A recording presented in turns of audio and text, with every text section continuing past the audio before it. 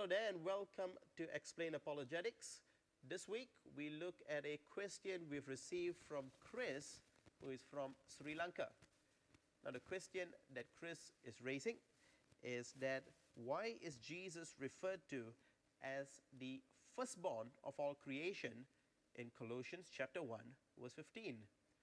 Now before answering Chris's question, we have to understand where Chris is coming from.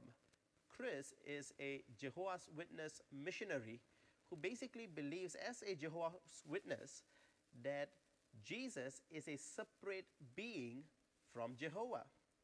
Jesus is a created being. In fact, he is the exalted, the most exalted created being. And to back that up, what Chris would do is to go to Colossians chapter 1:15 and say, well, the text says that he is the image of the invisible God, the firstborn of all creation. Regardless of whether you speak of image or the firstborn, it implies that he had a beginning. He was the first to be born. So that's the term firstborn of all creation in Colossians chapter 1:15 imply that Jesus was the first to be born? No. Well, how do you explain that then? Well, to do that, we have to understand that the term firstborn, which is derived from the Greek and the Hebrew, could also mean more than just being born first. It also refers to being highest in rank. Now, to back that up, let's go to the Old Testament where the term firstborn is used. Psalms chapter 89, verse 20 to 27 talks about David and how God is using him as his highest of the king of the earth. Verse 20 of Psalm 89 says, I have found David, my servant, with my holy oil, I have anointed him. If you skip all the way down to verse 26, it goes on further in discussing about David, saying that he shall cry to me, you are my father, my God, and the rock of my salvation. And verse 27 says, and I will make him the firstborn, the highest of the kings of the earth. Now you see, the usage of the term firstborn to David here is clearly out of place if the term firstborn only means to be born first. Well, that's because David was the youngest of all his brothers, so that's the exact opposite of what the firstborn would in its ordinary sense mean. But more than that, the term is also explained here that firstborn refers in verse 27 to being the highest of the king of the earth.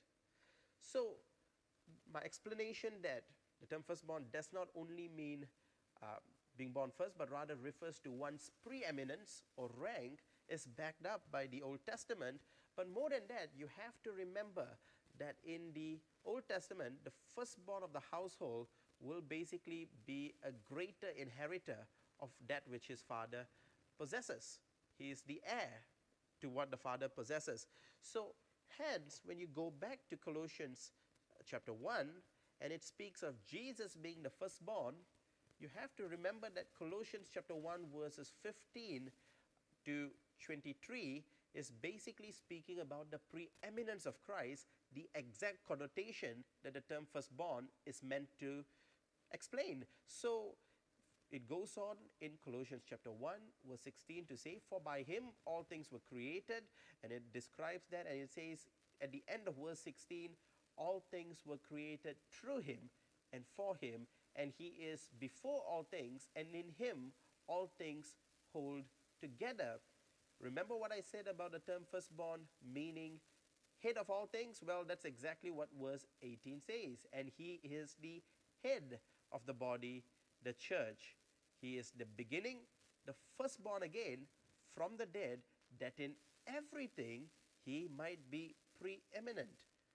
So the term firstborn does not only mean to be born first, it refers to one's preeminence. But let me just go beyond that to say that many of these terms in the Bible that use the terms like beginning or begotten does not only refer to being born biologically. For example, the term begotten, monogenes in Greek, does not only mean to be begotten as one would imagine a biological sense of it, but rather refers also to being one of a kind in a unique relationship. Take, for example, Hebrews chapter 11, verse 17, where it says, "By faith, Abraham, when he was tried, offered up Isaac, and he that had received the promises offered up his only begotten son." Now, you would think that the author to the book of Hebrews, who were the descendants of Abraham, would know that Isaac was by no means Abraham's only begotten son. In fact, he was not even the firstborn. Why then does the book of Hebrews say that he is the only begotten son? Well, because the Greek term monogenes means more than just biological begetting. It refers to being of a unique relationship with Abraham, and in this case, Isaac inherits his promise. Now, the same is also true of the term beginning. In John chapter 1, verse 1, it says that in the beginning was the Word. And some, of course, would jump to that and say, well, you see, the term beginning has to imply that there was a beginning to the Word. Apart from the fact that that makes no sense at all to say that in the context of John chapter 1, verse 1, if you go back to the term beginning, which in the Greek is simply arche, you would realize that even the word arche has two meanings. Arche, in the English sense, could refer to things early on or things referring to the origin. For example, archaeology, where you study things that happened in prehistoric times, and also archives, where you compile documents that were in the earlier phases of an organization or whatever institution that it's referring to. But notice the word arche has a second meaning, and that is chief or ruler. What happens if you take the word arche and put it in front of another noun? Say nemesis.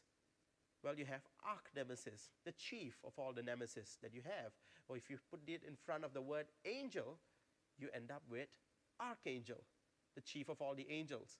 And you don't need me to explain how that works with regards to bishops, cardinals, and so forth.